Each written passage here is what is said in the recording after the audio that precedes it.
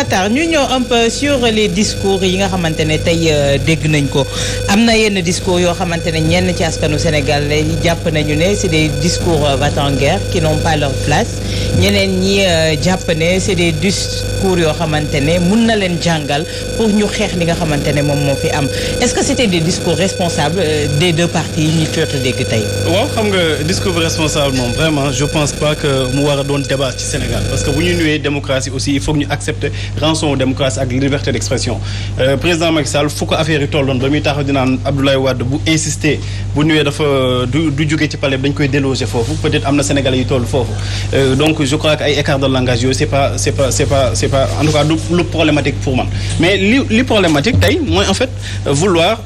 faire la comparaison entre deux régimes yoo xamante ni diamétralement opposés. Le lieu du débat démocratique par excellence c'est l'Assemblée nationale mais malheureusement ci Assemblée nationale bi les lois sont votées sans débat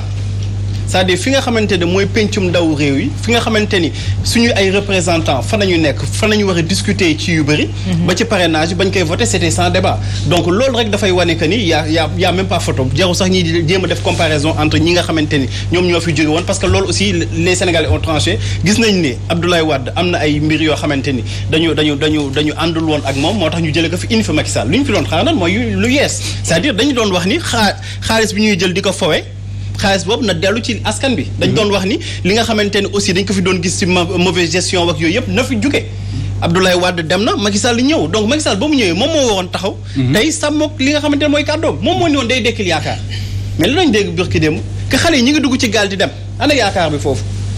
ci manifestation yi nga xamante ni ñoom ñoo ko tuddee émeute de la faim waaw bu demee ba nit ñi dañuy xiif dem di daj ay magasin man loolu gis ma fa jamono Abdoulaye Wade bu demee ba nit ñi di reprendre at gaal yi di dem parce que gisatuñu yaakaar ci Sénégal donc je crois que ni tey président Macky Sall ñoom lii ñuy def nii sax day wane carrément que dañuy nekkatu ñu serein gis nga sérénité boo ko perdre da ngay dem ba ci symbole yi ngay commencer di toucher ñëw nañ ci 23 juin encore une fois parce que dañu am un problème réel ak cette date parce que ñoom ñoo doon taxaw Moustapha Niasse tey amul benn leçon bu mën a jox benn Sénégalais mënul ni Pape Makhtar Diallo bu tee sa xeer mënul ni Pape Makhtar Diallo bu défier institution parce que moom moo nekkoon la première personne à défier une institution deuxième institution de la République donc ñoom li ñuy wax yëpp tey jii di ko caricaturer ay nit di ko jiiñ ay nit ñoom ñoo ci jiitu woon président Macky Sall bi nga xamante ni léegi autorisé toute manifestation mooy yoroon mer gàddoom ni moom day dem fanaani place de l'Obélisque Idrissa Seck ñu ko doon jiiñ ni ñoom ñooy waajal li nga xamante ni mooy coup d'état ñan la woon du sëñ Mbacké Ndiaye du ñoom Farba Senghor du ñoom ak ñeneen ñoom ñoo ni woon que dañuy indi ay nit recruter leen pour taal Sénégal tey jii ñooñu ñi nga wëlbati ko ànd ak Idriss Seck dem fee ci gouvernement Macky Sall donc je crois que ni tey débat bi mooy Sénégal 2011 dañ tolloon fenn ñu yaakaaroon ni buñ fi jógee dañuy war a gën a am ay acquis parce que Abdoulaye Wade indi woon na loo xamante ni waroon nañ si mën a teg pour Sénégal dem ci yoon bi nga xamante ni mooy yoon bi gën parce que laata 2001 liberté d'expression amu fi liberté presse amu fi yeneen ak yeneen yoo xamante ne mën nañ ko fi tudd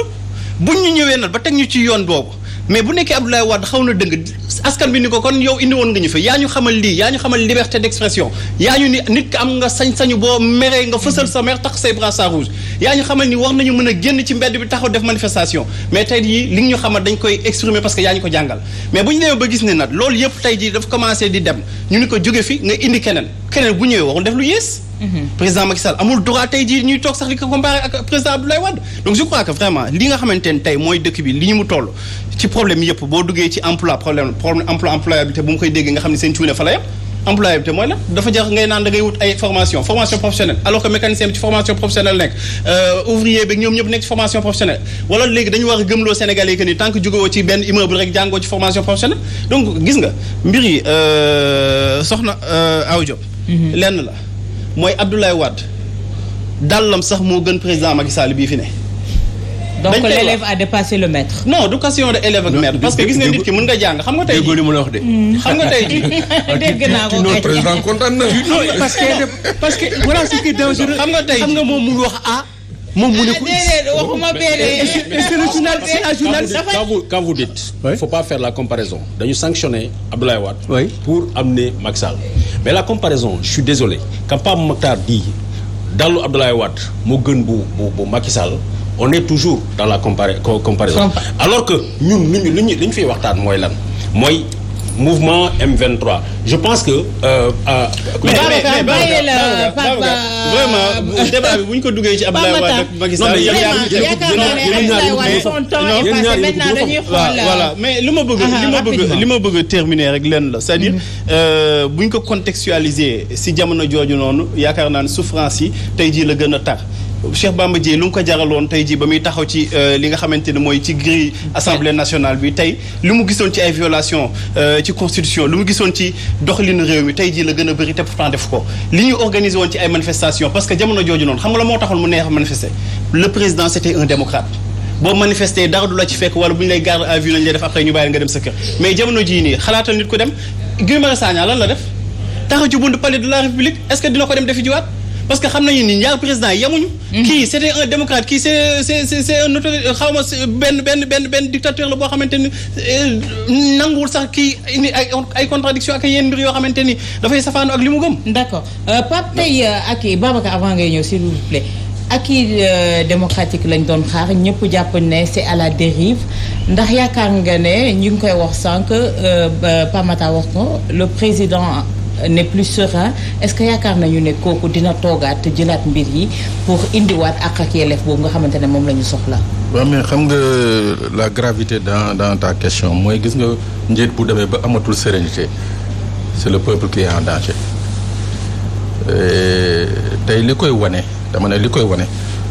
xam nga nit nañ ko xool ci ñun ñëpp dafa am li nga xam ne ci sa comportement. nga koy wane ñu xam ni que am na regret c'est-à-dire soo dégloo pratiquement discours président Macky Sall ak ay ñoñoom boobu ak léegi c'est-à-dire mooy bi ñu jógee ci di fi xew mois de mars ba léegi amul benn discours ba nga xam ne niroo nag yërëmande amul reprend tous les discours amul ci benn bi nga xam ne niroo nag yërëmande wala compréhension gis nga même la ñu waxoon diggee yooyu ñu diggee woon ni que daañu jël en charge les blessés daañu ndàmp famille victimes yi ba tey jii defuñu ci benn jéego donc loolu ak lii nga tuddee manque de sérénité ça devient un cocktail extrêmement explosif et dangereux mooy tey jii dañu nekk face à un pouvoir bi nga xam ne dafa ñëkk mooy maatay nag buñ ko amee ci réew surtout au plus haut sommet mooy que askan bi daanaka amatuñu benn voie d'échappatoire lii Pape Matar wax dafa am solo mooy que chance su pouvoir Wade sans pour autant le féliciter le président Abdoulaye Wade mais chance bi nga xam ne moom lañu amoon ci pouvoir am mooy que lu manifestation métti nit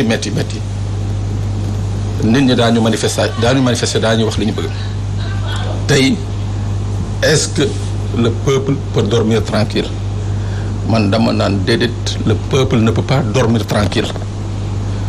je dis encore pourquoi le peuple ne peut pas dormir tranquille benn mooy lii fi xewoon ba tey jii mooy camp wu nguur gi ak camp wu opposition bi ku ci nekk ci ñoom yaa ngi xuuxal sa morom naan deuxième vague ak troisième vague mooy benn ñaar ñu ngi gis nguur gi di dotewu ay matériel de répression dem bay di recruter ay auxiliaires ak volontaires te recrutement boobu également il faut que aussi on est dans un pays de droit parce que président Doudou Wade li mu wax lu am solo la assemblée nationale tamit dafa am un rôle mënuñu fi recruter ay volontaires te changé wuñu la loi sur la sécurité buñ ko recruter ay volontaires ay nervis nañu doon kuñ fi dóor ce seront des nervis ce seront pas des personnels de police ou de gendarmerie parce que la loi sur la sécurité dafa claire et nette ñaar ñi mooy police ak gendarmerie la may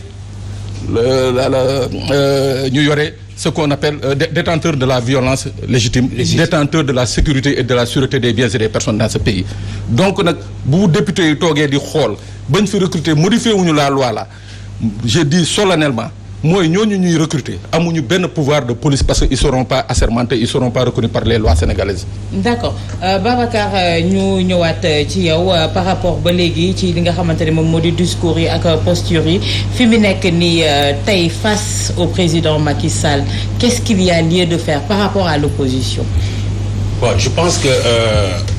tous ces discours que l'on entend comme notamment bi ma déglu léegi Barthélémy Diaz di wax naan voyou bandee baayam. C'est des discours yoo xam ne pour man amuñu place dans une république parce que lépp loo xam ne dafay woote fitna pour man war nañu fexe ñu teg ko fële mais nag damay fàttali ni encore. Mais est-ce qu'on est dans une république bu fekkee ne c'est le président de la république qui se déplace avec des nervis également. Jusqu'à présent on a les symboles et tout ce qui représente une république sauf que la manière bi ñu doxalee république moom moo des loolu dafa war a nekk combat wu kenn ku ne si ñun ñu fexe ba loolu mu jub Aw Diop dama bëggoon nga permettre ma deux choses parce que dama déglu Pape Makhtar tout à l'heure mu ni démocratie ci wàllum liberté de presse et liberté de communication je ne sais pas Pape Makhtar kañ ñu dugg dans la presse mais man mi nga xam ne fekkee naa 2000 depuis 2003 fekkee naa nguuru Abdoulaye Wade je suis désolé mënuñu ko comparer tey je ne suis pas man nekkuma partisan s'il vous plaît on n'est pas là pour faire le procès de Wade quand même nag parce que tey jii on a besoin d'avancer également ay journalistes dañu leen jàpp fii dóor leen ñoom Kambel Dieng Boubacar Kambel Dieng jàpp leen takk leen mënute leen sous le régime d'Abdoulaye Wade waxu ci dara je pense que même ñu ngi ci Walfadjri bi nga xam ne c'est Lamine Niass moo ko moom li ñu koy attaqué di ko saccager la seule fois c'était sous le régime d'Abdoulaye Wade kenn mu see wax dara combien de journalistes ont été empastillés garde à vue ainsi de suite. waaw mais on avance sur le débat. D'accord, on va avancer sur le débat tey jii li ma bëgg d'abord xam nga la laay bañ Aw Diop Ndiaye dama bëgg ñu ramener ñu à cette nostalgie des Wade bi nga xam ne ça a été une catastrophe pour le Sénégal je pèse bien mes mots léegi bu ñu avancé tey Macky Sall ak régime bi ak gouvernement bi ni muy doxee kenn ku nekk xam na ma ni man du ma j'emprunte le mot à mon ami du ma layami lami samay mots dama koy clairement catastrophe la ñuy dundee ci lépp ci jamono ji nga xam ne ñu ngi génnee ci mois de mars ak 14 morts ñu ngi wax ni Macky Sall président keroog bokkoon naa ak yow plateau fii bi président defee discours am ba mu pare dama ne Macky Sall comprendre wul parce que bu fekkee dañu limité nii population yi ñi génnoon ci mbedd mi waxu couvre-feu moo tax couvre-feu Covid parce que dañu ko expliqué par rapport ak yi taxoon nit ñi génn loolu moo tax ñu génn mën na ils n'ont pas compris ñu dig Sénégalais yi 500 000 si je ne m'abuse emploi wala boog lu ëpp loolu tey jii lan la ñu gis le seul emploi bi nga xam ne sénégalais am nañ ko mooy ñi ànd ak président de la république di tàccu ak sànni nit ñi xeer ak les nervis peut-être ñooñu rek ñoo am liggéey lu si des la grande majorité ba tey ñu ngi même problème boole ci encore dama gis ci barki démb meeting bi nga xam ne ku mel ni Doudou Ka organisé na ko fële ca Ziguinchor par exemple Ziguinchor c'est quoi amul benn usine Ziguinchor amul benn usine amul benn entreprise bi nga xam ne la seule société bi fa nekk mooy la Casamançaise bi nga xam ne mu ngi Jembereng alors population yooyu alors que tey dañuy dépenser parce que 100 millions wala lu ëpp 100 millions ñoo def ko ay meeting électoral alors que population yi avec 25 millions on pouvait créer concert oui concert concert juste concert non avant concert bi amoon na benn doxantu bu mu fa defoon plusieurs millions ont été dépensés alors que avec 25 millions je connais une usine boo xam ne ay pas yu nekkoon Soséchal ak ay maire yoo xam dañu retraité mais faute de moyens dañu dem jëm a créer waat seen industrie tey dañu couper cette industrie pour une facture de 14 millions ça fait presque 1 an fëgg nañu à la porte de toutes les autorités defuñu ko donc pour man ñooñu ils n'ont pas compris mais li may bañ mooy gëm loo ñu ne jamonoy Maam Wade lépp a baaxoon tey jii lépp a yàqu loolu du dëgg